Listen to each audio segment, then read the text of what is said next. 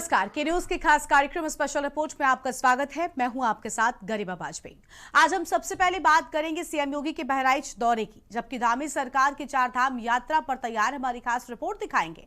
वही बात होगी पश्चिम बंगाल की राजनीति में एआईएमआईएम प्रमुख असदुद्दीन ओवैसी की शातिर चाल की, और चलते चलते बात देश में गैस के बाद अब पेट्रोल डीजल को लेकर मचे कोहराम की। तो चलिए अब खबरों में चलते हैं विस्तार से।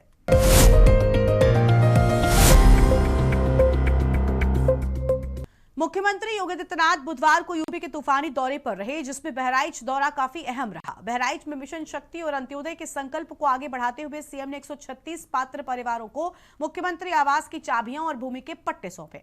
इस दौरान सीएम ने न केवल विकास की झड़ी लगाई, बल्कि अपने संबोधन में विपक्षी दलों पर तीखे प्रहार भी किए। देखिए बहराइच से हमारी एक खास रिपोर्ट। सीएम योगी के संबोधन की बड़ी बातें। जो परिवार जंगलों के बीच बुनियादी सुविधाओं से दूर थे, आज उन्हें मुख्य धारा से जोड़ा जा रहा है। सरकार की प्राथमिकता चेहरा देखकर नहीं, बल्कि जरूरत देखकर योजनाएं पहुंचाना है।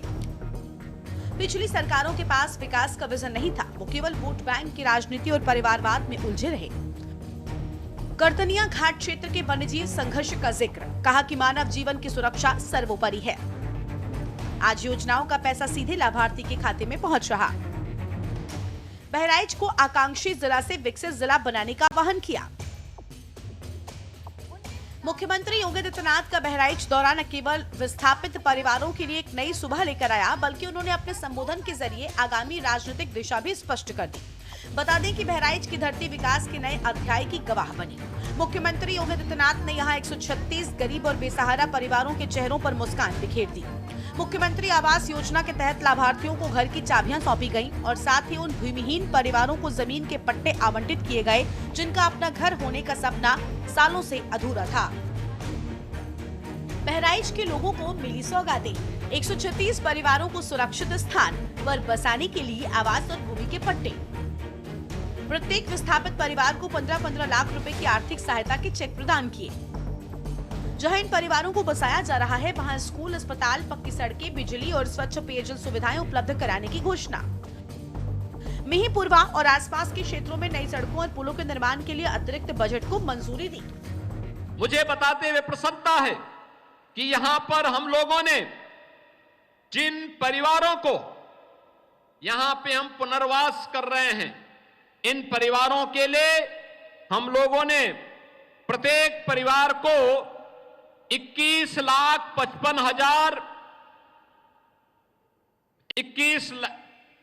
17,70,000 रुपए और उसकी परिसंपत्तियों के लिए 3,55,000 के हिसाब से पैसा की धनराशि की व्यवस्था उनके लिए उपलब्ध करवाई है।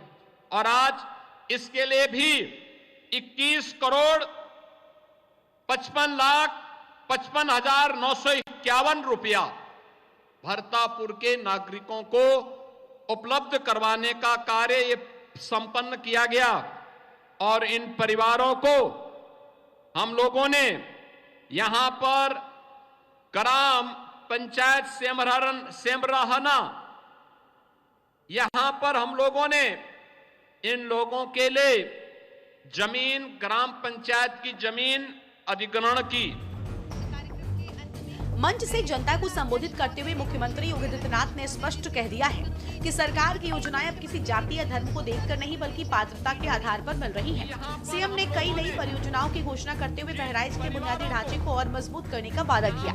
साथ ही कहा कि पहले की सरकारों में गरीबों का हक लूट लिया जाता था, लेकिन आज डबल इंजन की सरकार में बिचौलियों की कोई जगह नहीं है। हम केवल आवाज नहीं दे रहे, हम हर गरीब को सम्मान और सुरक्षा की गारंटी दे रहे हैं। जो लोग विकास में रोड़ा काटे थे, जनता उन्हें पहचान चुकी है। जिन लोगों ने जातीय चश्मे से देखा था, ये जाति उस समय जब ये सत्ता में आते हैं तो केवल परिवार तक सीमित हो जाती है। यानी सुविधा मिलनी चाहिए परिवार को, एक परिवार। तब उन्हें भरतापुर के यादव याद नहीं आ रहे थे, तब उन लोगों को यहां के पिछड़ी जाति के लोग याद नहीं आ रहे थे, जो मुन्ना लाल मौर्य यहां मंच से कह रहे थे और जो लोग पीडीए की बात करते हैं, उनसे पूछा जाना चाहिए, क्या ये मुन्नालाल मौर्य उसका पार्ट नहीं हो सकता था? क्या ये भरतापुर के यादव उसके हिस्से नहीं हो सकते थे? क्या यहां का दलित उसका हिस्सा नहीं हो सकता था? क्या यहां के जनजातीय थारू समुदाय के लोगों को इसका अधिकार नहीं मिलना चाहिए था? ये मिलना चाहिए था और बहुत पहले मिल जाना चाहिए था। क्या इनका सड़क पे अधिकार नहीं होना चाहिए था? क्या इनके बच्चों को सुरक्षित रहने का अधिकार नहीं था? था। लेकिन बहनों और भाइयों, जाति के नाम पर बांटने वाले लोगों ने देश की जितनी अपूर्णीय क्षति आजादी के बाद से लगातार की है, उसका खामियाजा ये देश लगातार भुगता है, लगातार भुगता है। आपको बता दें कि सीएम योगी ने विपक्ष को निशाने पर लेने में कोई कसर नहीं छोड़ी है। उन्होंने कहा कि जो दल कल तक तुष्टीकरण की राजनीति करते थे, आज उन्हें विकास और सुशासन से परेशानी हो रही है। उन्होंने आरोप लगाया कि विपक्षी दलों का एजेंडा केवल परिवारवाद है, जबकि बीजेपी का लक्ष्य राष्ट्रवाद और अंत्योदय है। बहरहाल मुख्यमंत्री के इस दौरे ने साफ कर दिया है कि आगामी राजनीतिक समीकरणों के बीच सरकार का पूरा फोकस जमीन से जुड़े मुद्दों और गरीब कल्याण पर टिका है। स्पेशल डेस्क के न्यूज इंडिया। उत्तराखंड में आस्था के महापर्व चारधाम यात्रा का काउंटडाउन शुरू हो चुका है। 19 अप्रैल से शुरू हो रही इस यात्रा को लेकर मुख्यमंत्री पुष्कर सिंह धामी ने हाई लेवल समीक्षा बैठक की। मुख्यमंत्री ने साफ कर दिया है कि इस बार की यात्रा न केवल सुगम होगी, बल्कि सुरक्षा के मानकों पर भी खरी उतरेगी। अब तक 10 लाख से ज्यादा भक्त अपना रजिस्ट्रेशन करा चुके हैं। आइए देखते हैं हमारे इस खास रिपोर्ट में कि इस बार सरकार की क्या है मुकम्मल तैयारी। कपाट खुलने की तिथियां। इस बार यात्रा की शुरुआत अक्षय तृतीया के पावन पर्व से हो रही है। 19 अप्रैल गंगोत्री और यमुनोत्री धाम के कपाट खुलेंगे। 22 अप्रैल केदारनाथ धाम के कपाट सुबह 8 बजे खुलेंगे। 23 अप्रैल बद्रीनाथ धाम के कपाट सुबह 6:15 बजे खुलेंगे। हिमालय की गोद में बसे उत्तराखंड के चारों धामों के कपाट खुलने में अब कुछ दिन बाकी है। मुख्यमंत्री धामी ने सचिवालय में अधिकारियों के साथ मैराथन बैठक कर यात्रा की तैयारियों को अंतिम रूप दिया। आपको बता दें कि सीएम का जोर इस बार अतिथि देवो भव की भावना के साथ साथ जीरो टॉलरेंस सुरक्षा नीति पर है। चारधाम यात्रा हमारे लिए एक बहुत बड़ा अवसर होता है, जिसमें हमारे राज्य के लोग पूरे देश और दुनिया से आने वाले श्रद्धालुओं का, तीर्थयात्रियों का स्वागत करते हैं, उनकी व्यवस्थाएं करते हैं। और इस वर्ष 19 अप्रैल से जो चारधाम यात्रा प्रारंभ हो रही है, उसके निमित्त सभी तैयारियां लगातार 2025 की यात्रा के संपन्न होते ही हमने प्रारंभ कर दी थी। अब सड़कों पर भी विशेष ध्यान दे रहे हैं, अन्य अवस्थापना सुविधाएं अच्छी हों, आवास अच्छा हो, सुरक्षा की व्यवस्था अच्छी हो, इसके साथ साथ दर्शन की व्यवस्था अच्छी हो, परिवहन अच्छा हो, उन सभी पर विशेष ध्यान कर रहे हैं। और पिछले वर्ष हमारी यात्रा लगभग 1.5 महीने से भी ज्यादा समय तक बाधित हुई थी, काफी आपदा आई थी, और उसके बावजूद भी 51 लाख से ज्यादा श्रद्धालुओं ने चारों धामों के दर्शन किए थे। चारधाम यात्रा रजिस्ट्रेशन के टूटे रिकॉर्ड। कुल पंजीकरण 10 लाख से अधिक अब तक। ऑनलाइन और ऑफलाइन दोनों माध्यम सक्रिय। हर श्रद्धालु का डिजिटल डेटा बैकअप। आपको बता दें कि आंकड़े गवाही दे रहे हैं कि इस बार श्रद्धालुओं का उत्साह चरम पर है। यात्रा शुरू होने से पहले ही 10 लाख का आंकड़ा पार होना इस बात का संकेत है कि पिछले साल के सभी रिकॉर्ड इस बार टूट सकते हैं। वहीं मुख्यमंत्री धामी ने अधिकारियों को सख्त निर्देश दिए हैं कि यात्रा मार्ग की सड़कों पर कहीं भी मलबा या गड्ढे ना हो। बीआरओ और पीडब्ल्यूडी को संवेदनशील इलाकों में 24 घंटे मशीनरी तैनात रखने को कहा गया है। चारधाम यात्रा की तैयारियां। ऑल वेदर रोड प्रोजेक्ट के तहत ब्लैक स्पॉट्स का सुधारीकरण। यात्रा रूट पर भारी पुलिस बल और एसडीआरएफ की तैनाती। ऊंचाई वाले क्षेत्रों में ऑक्सीजन सिलेंडर और मेडिकल पोस्ट की संख्या में बढ़ोतरी। 10 लाख से अधिक लोगों ने अभी तक चारधाम यात्रा के लिए अपने रजिस्ट्रेशन करा लिए हैं। हमारा प्रयास है कि हर एक आने वाले यात्री, श्रद्धालु, तीर्थयात्री, उनको किसी भी प्रकार की कोई असुविधा न हो।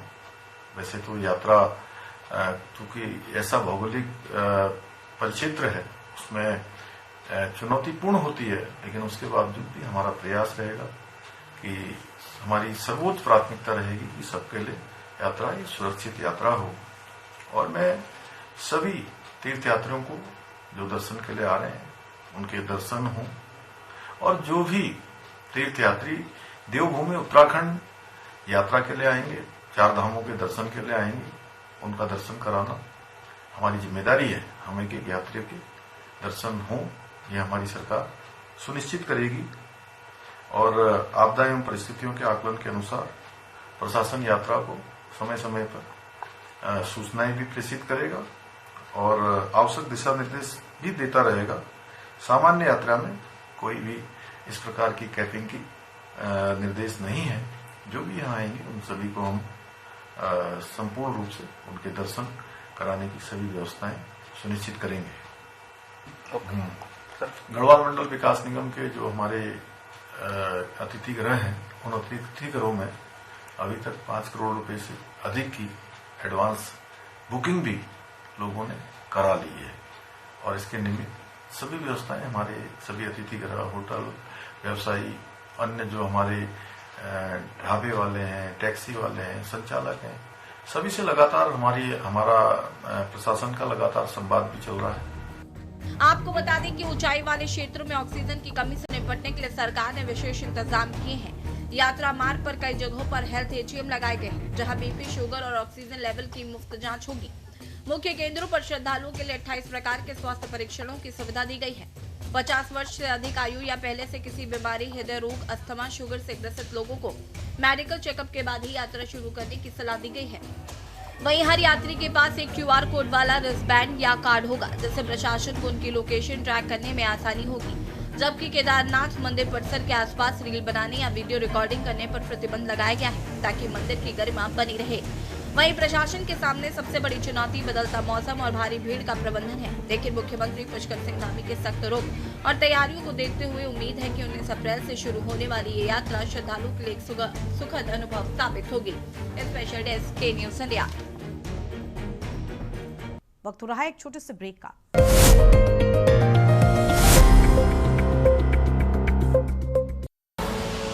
आप देख रहे हैं के न्यूज़, खबरों का सारथी। पश्चिम बंगाल की राजनीति में उस वक्त हलचल तेज हो गई जब AIMIM प्रमुख असदुद्दीन ओवैसी ने एक शातिर चाल चलते हुए चुनाव से ठीक पहले नए गठबंधन का ऐलान कर दिया। ओवैसी ने हुमायूं कबीर की आम जनता उन्नयन पार्टी के साथ साथ हाथ मिलाया है। इस दांव ने ममता बनर्जी के खेमे में खलबली मचा दी है।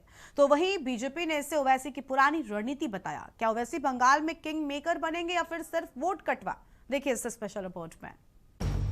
बंगाल की राजनीति में ओवैसी का रिकॉर्ड। पश्चिम बंगाल की राजनीति में ओवैसी की पार्टी AIMIM का अब तक का चुनावी सफर काफी चुनौतीपूर्ण रहा है। राज्य में उनकी मौजूदगी फिलहाल वोट शेयर और सीटों के मामले में बहुत सीमित रही। 2021 के चुनाव में ओवैसी ने काफी शोर शराबे के साथ एंट्री की थी, लेकिन नतीजे उनके पक्ष में नहीं रहे। AIMIM ने केवल 7 सीटों पर चुनाव लड़ा था, पार्टी एक भी सीट नहीं जीत पाई। राज्य स्तर पर उनका वोट प्रतिशत नगण्य है। जिस सीटों पर चुनाव उन्होंने लड़ा, वहां भी वो मुख्य मुकाबले TMC बनाम बीजेपी के बीच अपनी जगह नहीं बना पाए। उससे मतदाताओं ने बड़े पैमाने पर ममता बनर्जी की TMC को वोट दिया था।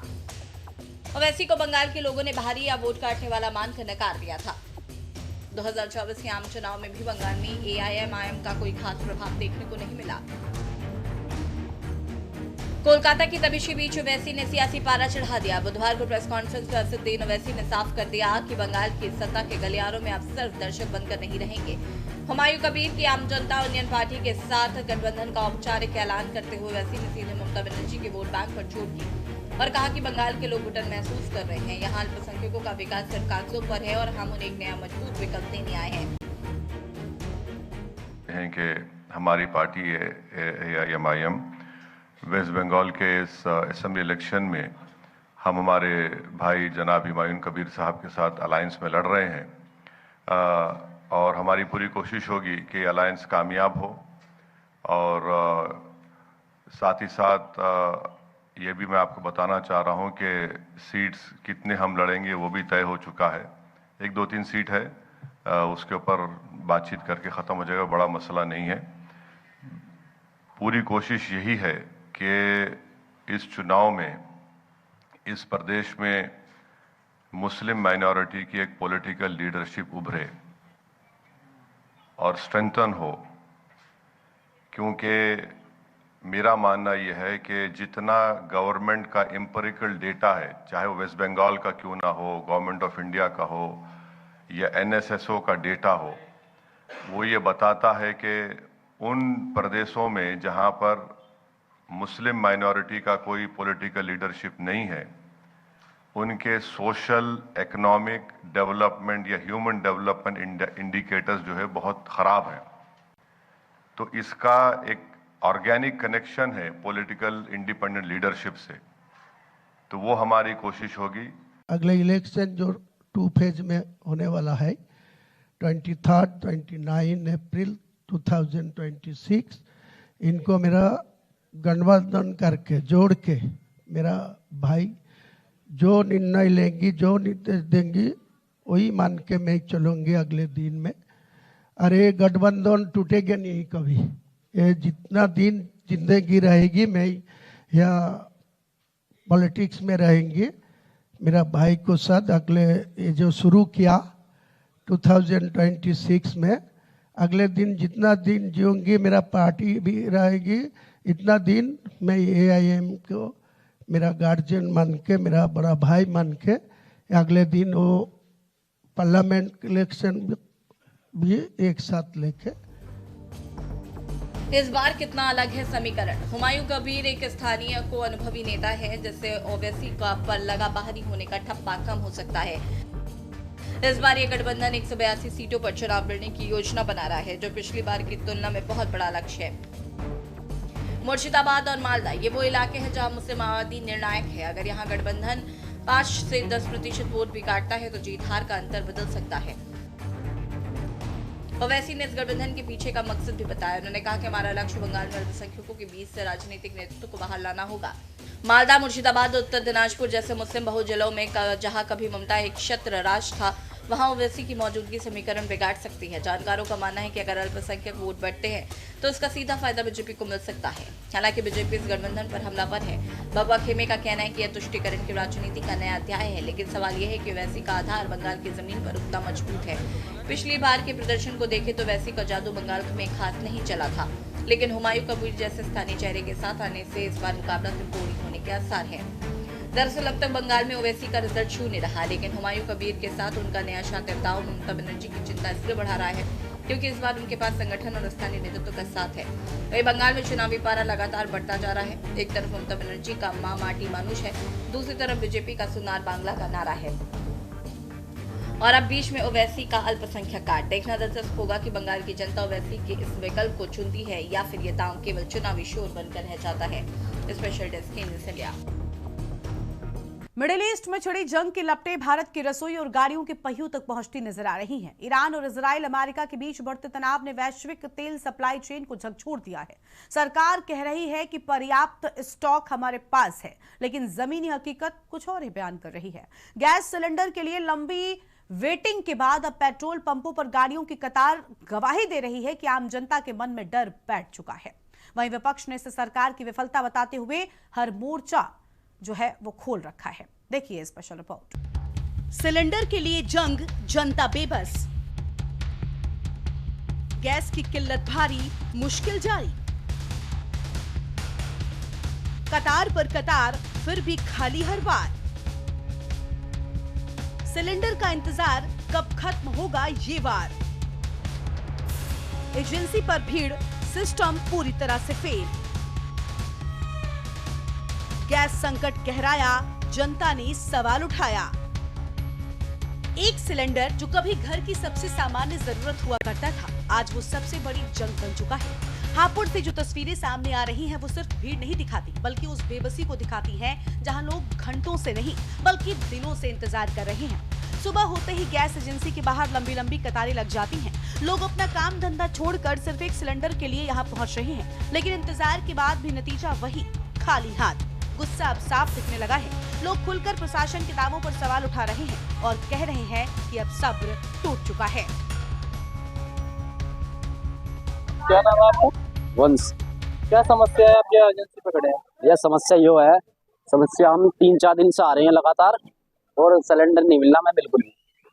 हाँ, बहुत दिन हो गए आते आते। तो क्या दिक्कतों का सामना करना पड़ रहा है? दिक्कत है बाइक का तेल फूक रहा धड़ाधड़, दिक्कत यही है बस। हमें 4 घंटे हो गए। पवन कुमार।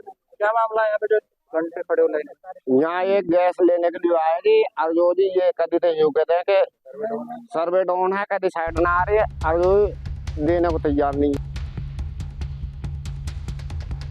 कुछ ऐसा ही हाल सोनभद्र का भी है, जहां रॉबर्ट्सगंज में गैस एजेंसियों पर सुबह से ही उपभोक्ताओं का जमावड़ा देखने को मिला। लोगों का कहना है कि पिछले 4 से 5 दिनों से वो लगातार एजेंसी के चक्कर काट रहे हैं, लेकिन हर बार उन्हें टाल दिया जाता है। तो वही एजेंसी स्टाफ का कहना है कि उपभोक्ताओं की संख्या ज्यादा है, लेकिन सप्लाई बेहद धीमी। करीब 30,000 उपभोक्ताओं के बीच सिर्फ 5600 सिलेंडर। ऐसे में वितरण कैसे होगा, ये बड़ा सवाल है। क्या नाम है आपका?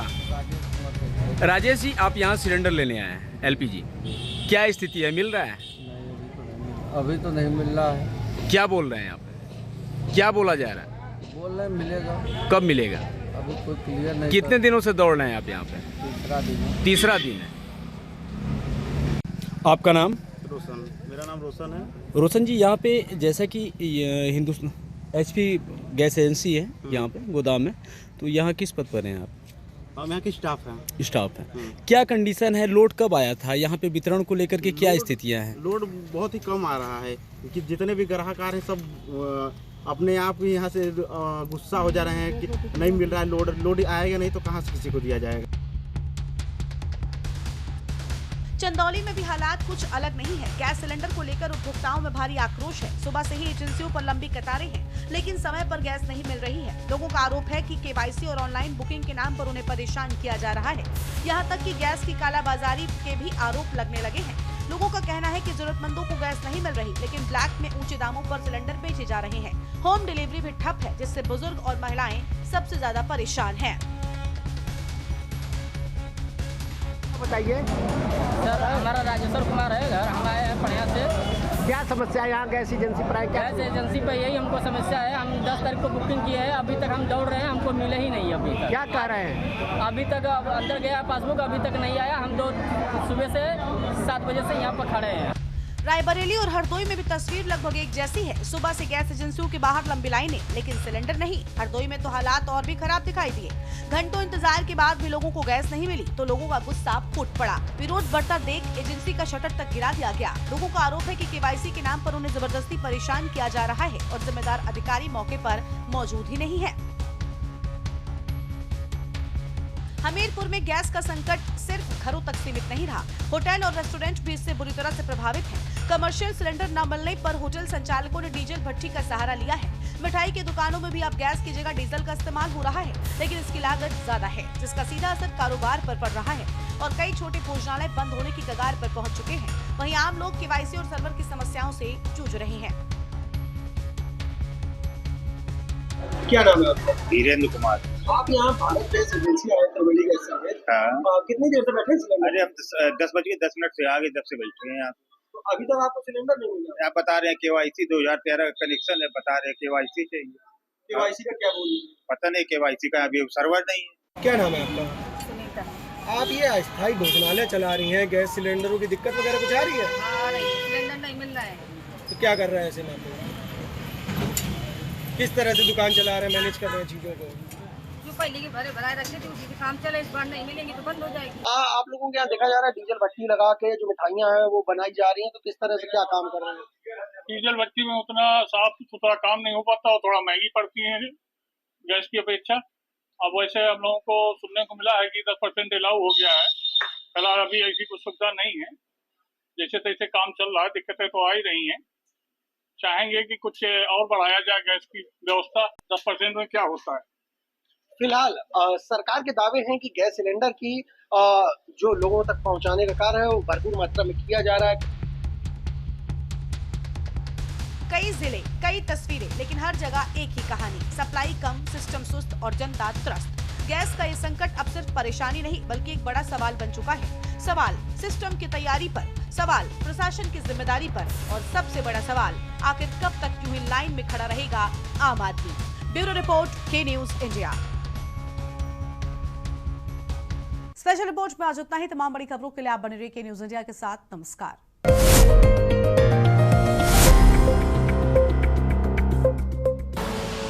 आप देख रहे हैं के न्यूज, खबरों का सार।